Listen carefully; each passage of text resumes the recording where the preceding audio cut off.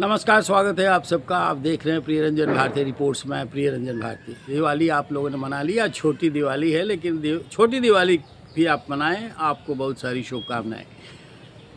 बिहार में चुनाव है और चुनाव को लेकर सारी गहमा गहमी अभी दिवाली में सेंट्रलाइज हो गई थी। अभी छठ तक ऐसा रहेगा, लेकिन छठ के बीच में ही चुनाव प्रचार जोर पकड़ने जा रहा है। पकड़ चुका है। आज मुख्यमंत्री ने भी वहाँ अपनी चुनावी सभा को मुजफ्फरपुर में संबोधित किया। इस तरह के कई कार्यक्रम चल रहे हैं। लेकिन आप जानना चाहते होंगे कि आखिर बिहार चुनाव में होगा क्या, नतीजे कैसे आएंगे, सरकार किसकी बनेगी। देख लीजिए, बूझ लीजिए इस बात को। अब नामांकन का आखिरी तारीख समाप्त हो चुका है। कल 20 तारीख को दोनों फेज में जो चुनाव हो रहे हैं उसके नामांकन के प्रक्रिया समाप्त हो गई है। अब परसों तक नाम वापसी की आखिरी तारीख है। नतीजा ये कैसा होगा इसका अंदाज़ा इसी बात से लगा दीजिए कि एनडीए में सीट शेयरिंग का फॉर्मूला बहुत पहले ही तय हो गया। 14, 15, 16 अक्टूबर को सारी लिस्ट भी आ गई। नामांकन भी सब जितनी सीटें थी जिनके वो आवंटित, उन्हें लेकर थोड़ा सा विवाद था। मुख्यमंत्री की नाराज़गी हुई थी एलजेपीआर को सीटें देने के लिए उनके हिस्से की, वो भी रातों रात सल्टा ली गई। उसके बाद सारे लोगों का नामांकन भी सुलझे हुए ढंग से हो गया। कहीं कोई पेच नहीं। उस नामांकन में ही मुख्यमंत्रियों की भीड़ लग गई। योगी आदित्यनाथ से लेकर देवेंद्र फडणवीस तक सब चुनावी सभा में लग गए। अमित शाह ने यहाँ रैली की, मुख्यमंत्री ने रैलियाँ शुरू कर दी। सारे मुख्यमंत्रियों ने नामांकन के दौरान रैलियाँ की और वो सिलसिला आगे बढ़ता हुआ चला जा रहा है। लेकिन दूसरी तरफ देखिए, 243 सीटें एनडीए की बिहार विधानसभा की है। 243 नामांकन हुए। महागठबंधन में 254 नामांकन हुए। 243 सीटें हैं। कोई आधिकारिक घोषणा नहीं हुई। कोई सीट शेयरिंग का फॉर्मूला तय नहीं हुआ। कांग्रेस कभी नहीं कह रही है कि तेजस्वी यादव हमारे मुख्यमंत्री होंगे, और तेजस्वी यादव ने 143 सीटों पर अपने यानी राष्ट्रीय जनता दल के उम्मीदवार घोषित कर दिए। 15 सीटों पर वीआईपी को समझौता आखिर में किया, उसने भी कुछ अधिक सीटें खड़ी कर दी अपने उम्मीदवारों को। महागठबंधन में दूसरा जो कांग्रेस पार्टी है, कांग्रेस पार्टी ने कई सीटों पर अपने राष्ट्रीय जनता दल के खिलाफ भी उम्मीदवार उतार दिए। वामपंथी पार्टियां अलग से करीब 25 सीटें लेकर वो अपनी परिदृश्य में अपने चुनाव का अभियान अपनी तरह से शुरू कर दिया है। अब इस बीच में आपको एक कहानी समझ में आ रही होगी कि जहाँ इतना घालमेल है, जहाँ इतनी ज़्यादा मारामारी है, वहाँ क्या दृश्य होगा और कैसी सरकार बनेगी। लगता तो ऐसा है कि महागठबंधन ने तस्तरी में परोस कर एनडीए के लिए सत्ता सौंपने का मन बना लिया है। तो जिस तरह से एनडीए की गाड़ी लगातार बढ़ती जा रही है बड़ी आक्रामकता के साथ, उस बीच यहाँ इतना घालम मेल, इतना जूतम पैजार की नौबत, ये अपने आप में कहानी कहने के लिए काफ़ी है। लेकिन एनडीए की बढ़ती हुई गाड़ी को रोकने वाला अगर कोई है तो वो जनसुराज है। जनसुराज यानी प्रशांत किशोर की पार्टी। प्रशांत किशोर की पार्टी से एनडीए को, खासकर बीजेपी को बड़ी दहशत। और ये बात मैं नहीं कह रहा हूँ, पीके ने भी, प्रशांत किशोर ने भी आज पार्टी प्रेस कॉन्फ्रेंस करके मीडिया के सामने ये बात रखी है कि बीजेपी पहले इसलिए जानी जाती थी कि सत्ता चाहे किसी की भी जीते चाहे कोई भी, लेकिन सरकार बीजेपी की बनेगी। अब इस बात के लिए नहीं जानी जाती है, वो किसी भी तरह से डरा धमका करके अपने विरोधियों को नामांकन यानी चुनाव में नहीं उतरने देने के लिए भी जानी जा रही है। जी हाँ, प्रशांत किशोर का कहना है कि कई जगहों पे ऐसा हुआ है कि बीजेपी ने उसके उम्मीदवार को नामांकन करने से रोक दिया। नामांकन करने से रोका कहाँ कहाँ, ये आंकड़ा वो पेश करते हैं। पटना जिले की दानापुर विधानसभा सीट से जनसुराज के अखिलेश सिंह उम्मीदवार थे। अखिलेश सिंह नामांकन करने के लिए गए, इसके पहले मंदिर गए थे पूजा करने के लिए, और इसी दौरान उनका अपहरण कर लिया गया।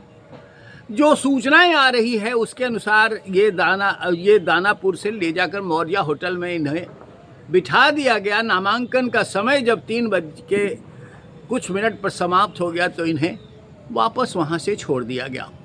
इसी तरह से वो ब्रह्मपुर में और गोपालगंज के कैंडिडेट्स को लेकर के भी अपने दावे कर रहे हैं कि यहाँ भी उनके उम्मीदवार जो टिकट लेकर गए थे और नामांकन करने गए थे, उनको आखिरी समय में रोक दिया गया, दबाव बनाया गया।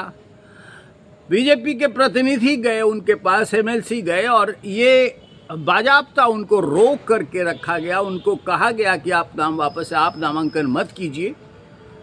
किसी भी तरह से उनको दबाव बना करके नामांकन करने से रोक दिया। कुछ एक सीटों पर तो ऐसा परिदृश्य बना है कि उन्हें नामांकन के बाद उन्हें नाम वापस लेने के लिए या बैठ जाने के लिए बाध्य कर दिया गया।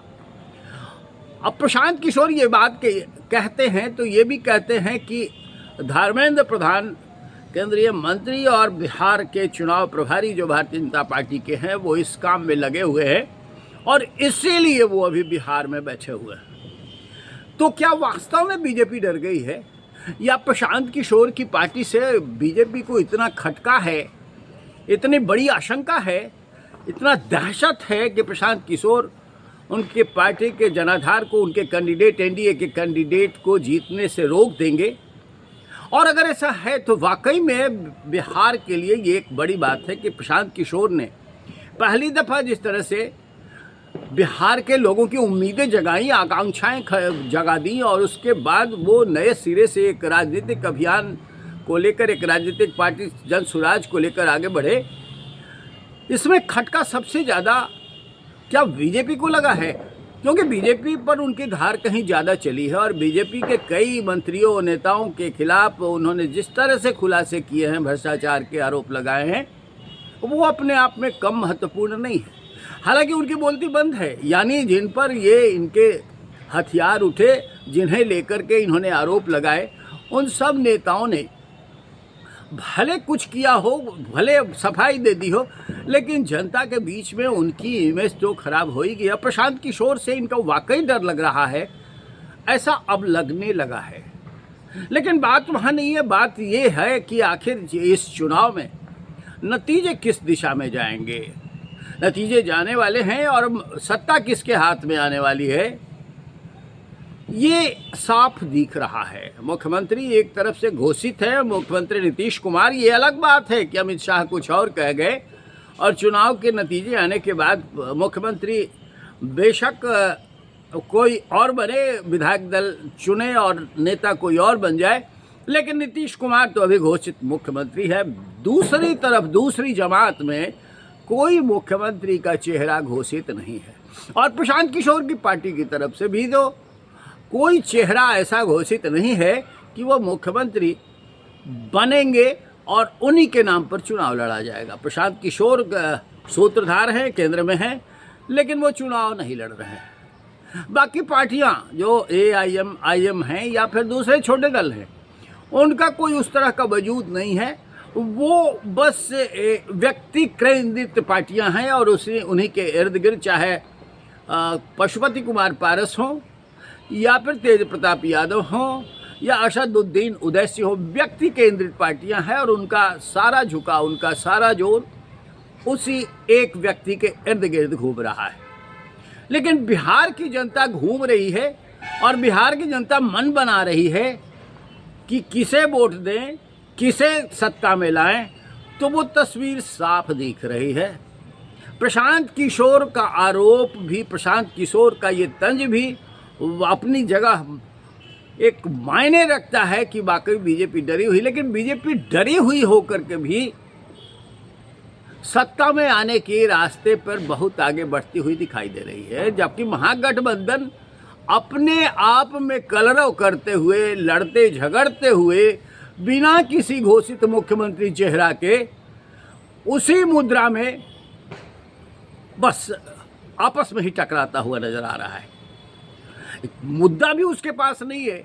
हालांकि पहले मुद्दे थे, चुनाव के बहुत पहले SIR को लेकर इतना हंगामा बरपाया, वोट चोरी के मुद्दे को लेकर के इतनी बात बढ़ाई, बड़ी यात्राएं निकाली, खूब किया, लेकिन अब सिरे से एकदम खामोश हो गए, चुप हो गए। तो आप इतना ही बर से समझ लीजिए कि नज़ारा क्या है और बिहार के चुनाव के नतीजे क्या होने वाले हैं, सत्ता कहाँ किसके सिर पर जाने वाली है। आज के अंक में बस इतना ही। हम फिर आपसे निवेदन करेंगे कि हमारे वीडियो पर अपनी प्रतिक्रिया कमेंट बॉक्स में जाकर ज़रूर दीजिए, और हमारे चैनल को अब तक सब्सक्राइब नहीं किया है तो सब्सक्राइब कीजिए, लाइक कीजिए, शेयर कीजिए। फिर मिलते हैं, नमस्कार।